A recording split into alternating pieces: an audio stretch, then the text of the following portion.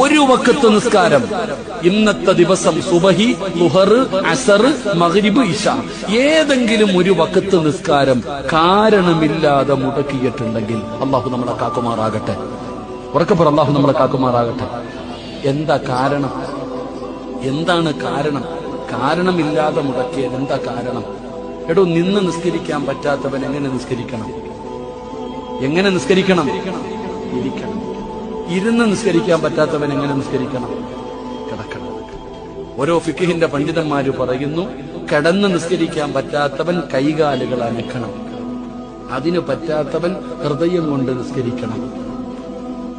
അപ്പൊ മരിക്കാൻ കിടക്കുന്നവനും നിസ്കാരം നിർബന്ധമാണ്.